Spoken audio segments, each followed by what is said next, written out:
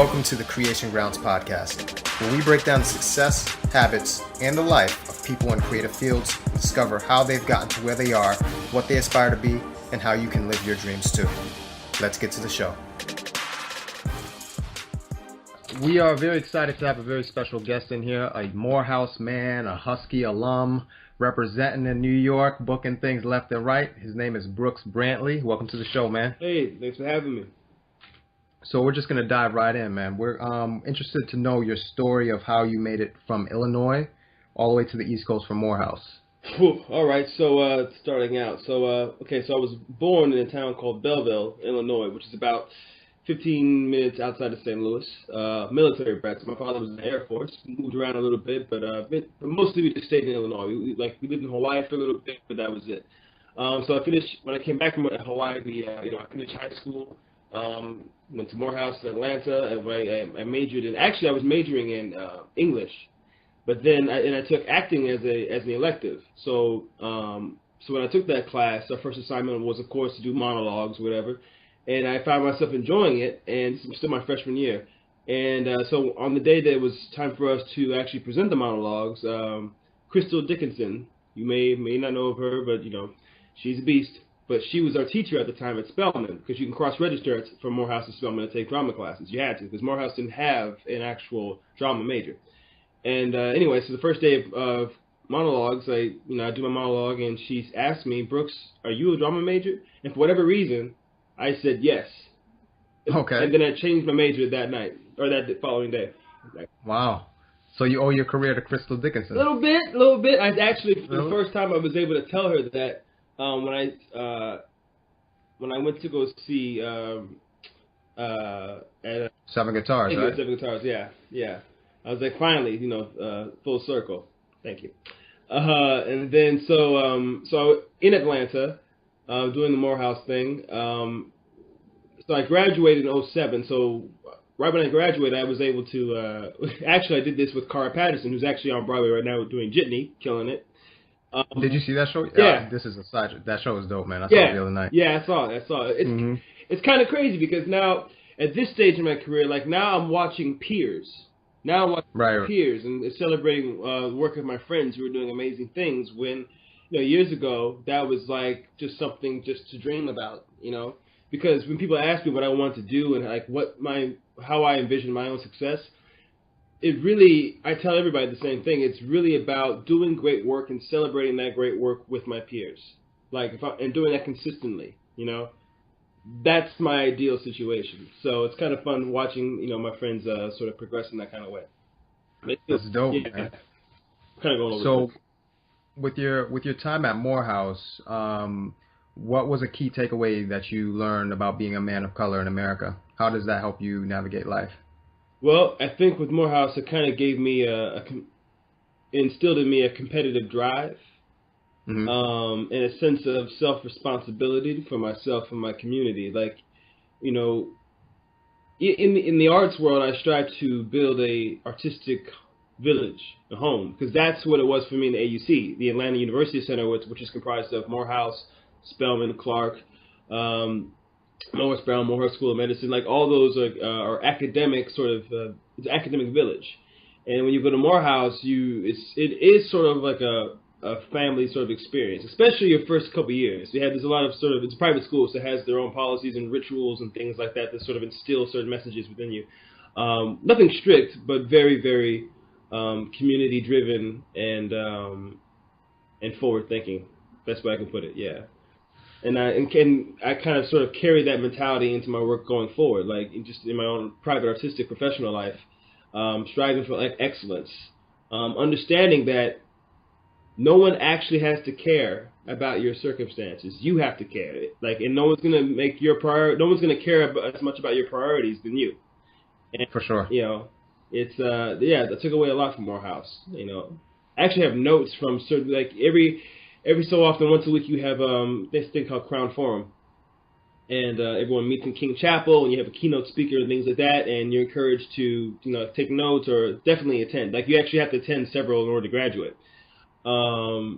And actually, every once in a while, I kind of go back and like sort of read things that I end up that I was jotting down during those assemblies. And yeah, it follows me to this day. Okay. So you spoke of excellence, and we know that you have a background in martial arts. So when was that introduced in your life, and how did you develop an interest in that? Martial arts, I have to say martial arts has always been my first love. Yeah? Yeah, I started out, so like many people, I started out doing Taekwondo.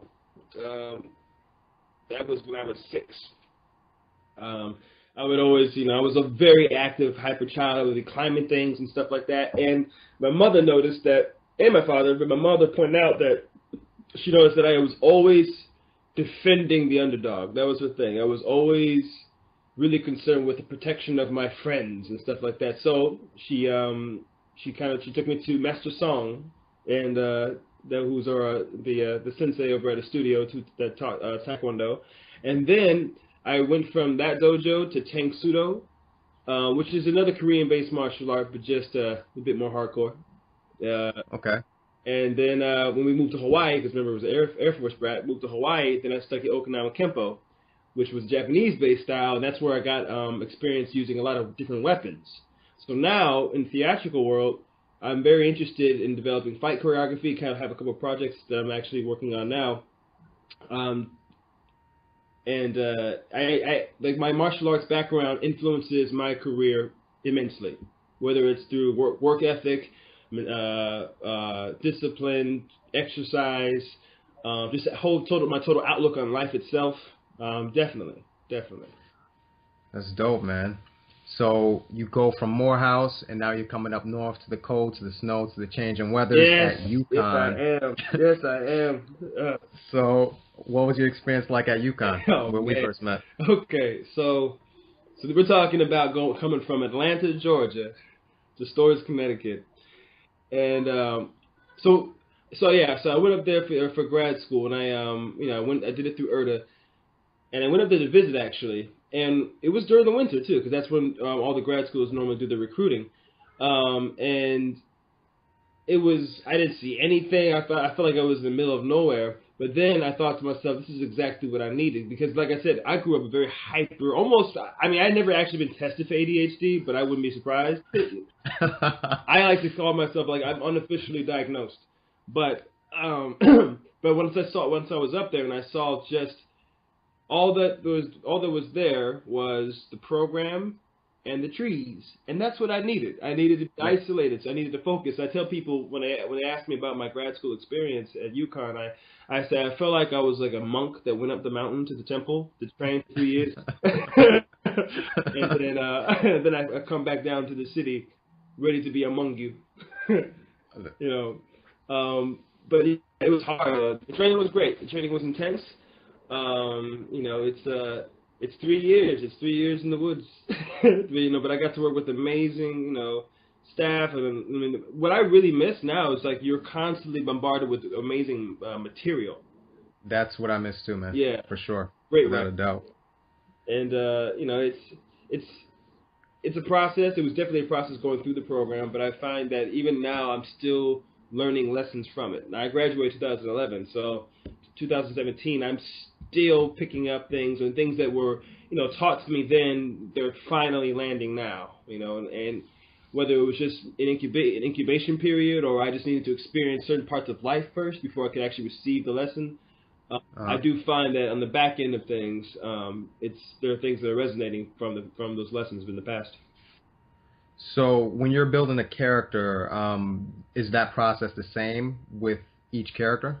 Or do you have a different process depending on the character, the type of material? Yeah, well, I always start off physically, because I realized, like, I work from the outside in. Like, I like to, I usually go for a jog and go to the gym, and during those moments,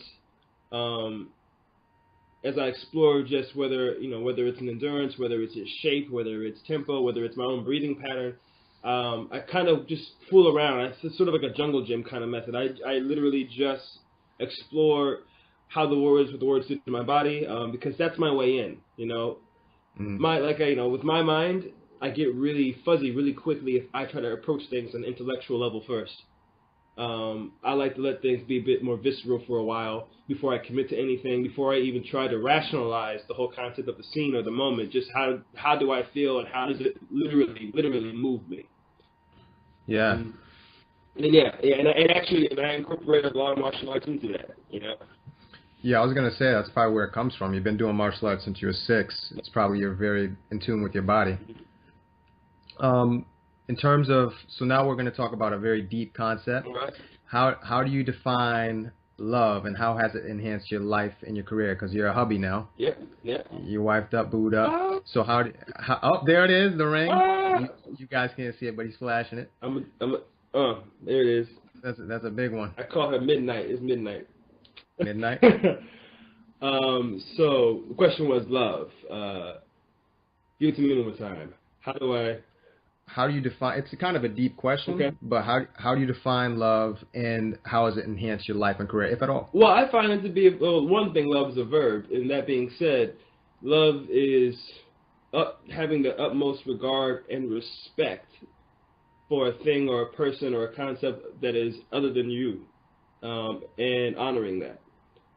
I'm as a newlywed, I'm constantly learning. It is a process. Like many people talk about marriage as though it's some kind of destination. I'm like, nah, It's a journey. we working over here, bro.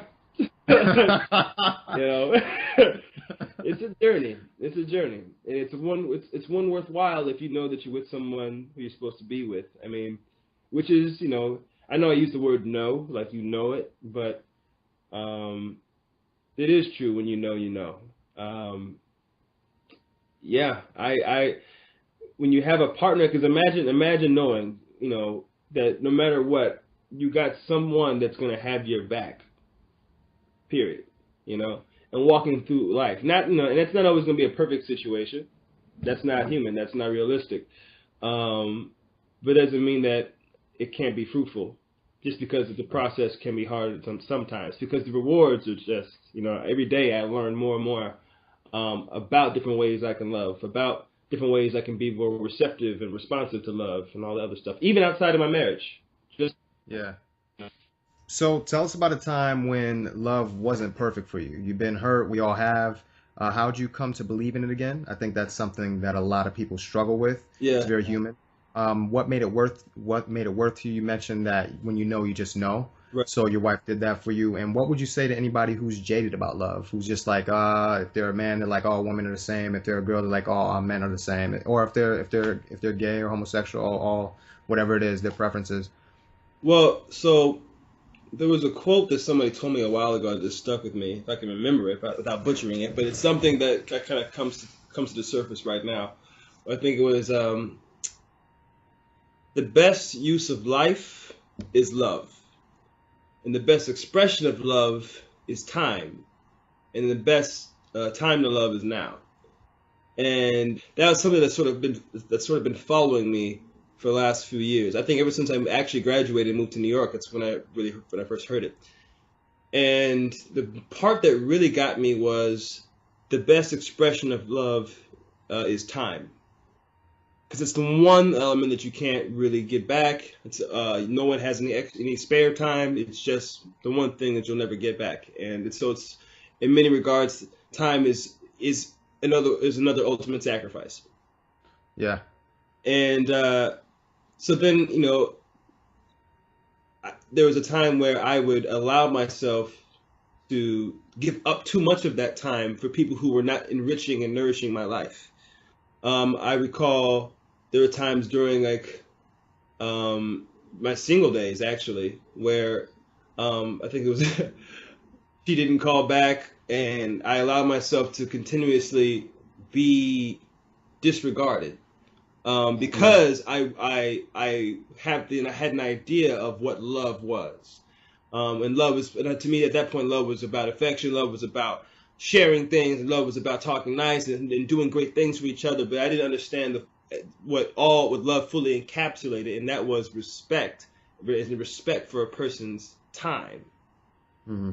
And because time is the ultimate expression of love. Like the only reason why your parents or or people ever get jealous of you or worry about you from abroad, is because that time element is at risk. They're not sure if they're going to get that time with you again. And it's actually one of the hottest commodities out there, but I feel like no one really realizes it, until it's too late. But yeah, I would say that would be an example of a time where because I thought love was about affection and about the positive things, when really I didn't realize what it was. And I let so much time being wasted until I came along, with this lady I got right now. She's keeping me around for some reason. I don't know. I'm happy that she lets me have her time and vice versa. What I would tell anybody out there is respect your time, because time is equivalent to life itself. It is. So when you want someone to respect your time, you're actually asking them to respect you, and you have to respect your time and respect yourself enough to have those parameters set up for yourself to protect yourself, and not in a sort of like defensive, walls are up, not letting anyone in kind of way, but understanding your value, understanding what you're worth, understanding that you are precious, and we only get one of these life. We only get one. You only get one of these. Isn't that crazy? That's crazy, man. No. Just one. Wise words from Sensei himself. So, what was the moment that you knew you loved your wife? Was it a look? Where'd you guys meet? And what made you put a ring on it ultimately? I think when I realized that I found someone that I could see eye to eye with. Eye to eye, not meaning that we would agree all the time, but eye to eye, like you've been in relationships, or not relationships, or even dated someone that yes, there's the attraction, yes, there may be a spark, but at the end of the day, your outlooks on life kind of still separates you, right?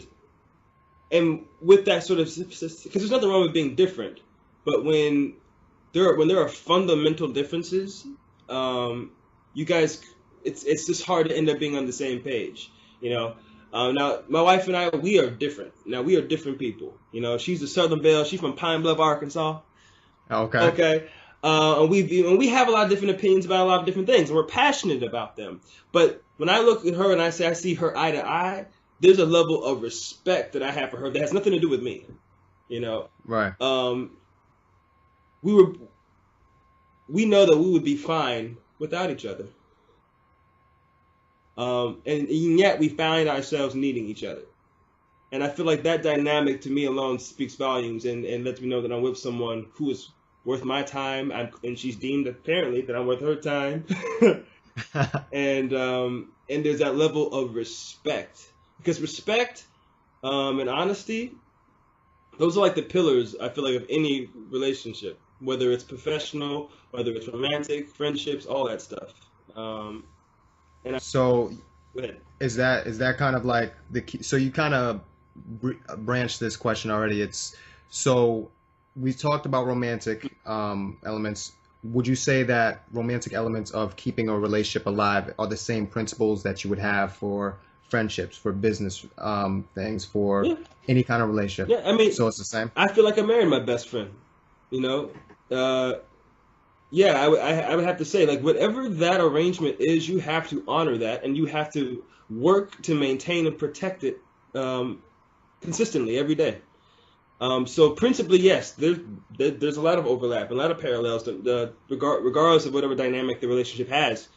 But I know that for something that what we're talking about, we're talking about marriage. I know that having a strong friendship is key. It's paramount. It's paramount. And that's sort of the thing that kind of keeps it fun, remembering that you're with your friend. That's dope, man. So with your friend, what are the top 5 love songs? You got a top 5? Oh man. I tell you what, if oh man, she's a dancer, so she killed me. The pressure is on. So all right, so I'm gonna ignore what she would say because you included her in that one. Let's leave her out of it because she has like her musical vocabulary is just crazy. She pulls songs from nowhere. But me, I tell you what, I feel all lovey-dovey with Earth, Wind, and Fire. September. I'd say. Um, ooh.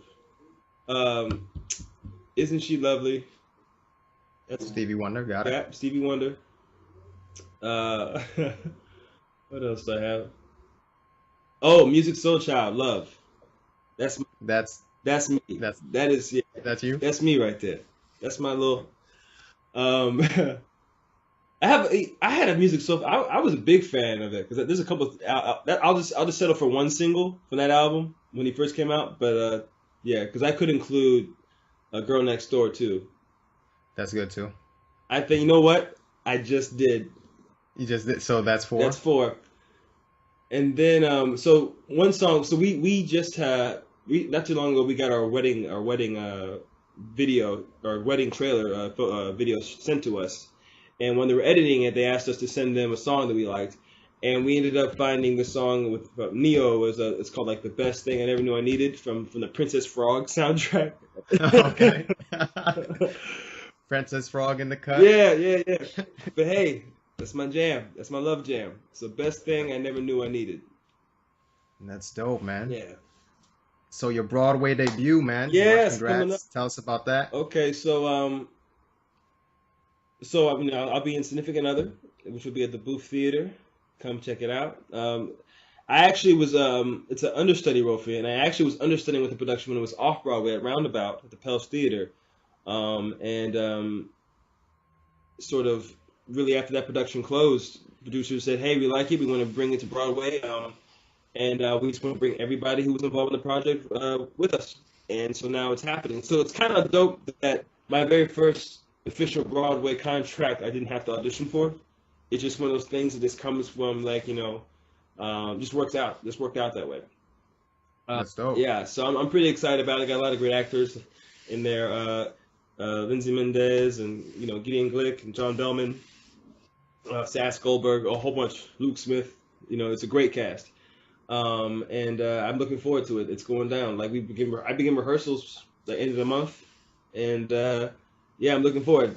Looking forward to finally being in the city, working.